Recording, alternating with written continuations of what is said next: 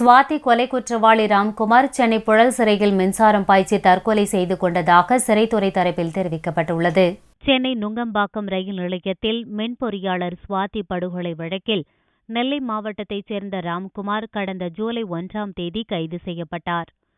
ராம்குமாரை கைது செய்தபோது தனது கழுத்தை அறுத்து தற்கொலைக்கு முயன்றதால் பாளையங்கோட்டை அரசு மருத்துவமனையில் சிகிச்சைக்காக அனுமதிக்கப்பட்டு பின்னர் சென்னை ராயப்பேட்டையில் உள்ள அரசு மருத்துவமனையில் அனுமதிக்கப்பட்டு சிகிச்சை பெற்றார்.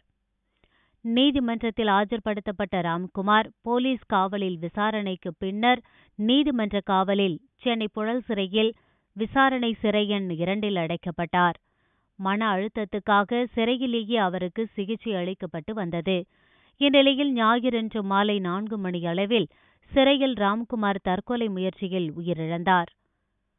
சமையலறை அருகே மின் சப்ளை ஒயரை கடித்தும் ஒயர் மூலம் உடலில் மின்சாரத்தை பாய்ச்சியும் ராம்குமார் தற்கொலைக்கு முயன்றதாகவும் சிறையில் முதலுதவி சிகிச்சைக்கு பின் ராயப்பேட்டை அரசு மருத்துவமனைக்கு கொண்டு வந்ததாகவும் விளக்கமளித்துள்ள சிறைத்துறை அதிகாரிகள், மருத்துவமனைக்கு கொண்டு வரும் வழியிலேயே ராம்குமார் இறந்துவிட்டதாக டாக்டர் தெரிவித்தனர் என்றும் கூறியுள்ளனர்.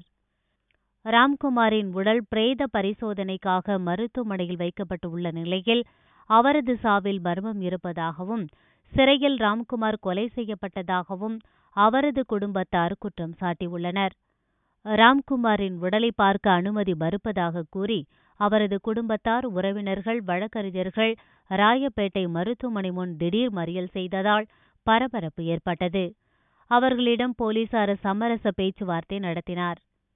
ராம்குமார் உடலில் இடது கண் மற்றும் மார்பில் காயம் உள்ளது என டாக்டர்கள் கூறியுள்ளதாகவும் திங்களன்று நடக்கும் பிரேத பரிசோதனை முழுமையாக வீடியோவில் படம் பிடிக்கப்படும் என்றும் அதன் பிறகு உடல் ஒப்படைக்கப்படும் என்றும் போலீஸ் தரப்பில் கூறப்பட்டது. இதற்கிடையே ராம்குமார் மரணம் தொடர்பாக உயர்மட்ட விசாரணை நடத்த வேண்டும் என்று கம்யூனிஸ்ட், விடுதலை சிறுத்தைகள் உள்ளிட்ட கட்சிகள் வலியுறுத்தியுள்ளன.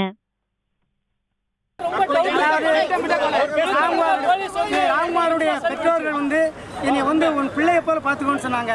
நான் என் மூத்த பிள்ளைய போல பார்த்துருந்தேன். இதுக்கு என்ன பதில் சொல்ல போறேன்னு தெரியல. நிச்சயமாக இதற்கு காரணமான நீதிமன்றத்தை PN பிரகாசத்தை நான் சும்மாவே விட மாட்டேன். PN பிரகாஷ் தான் இதுக்கு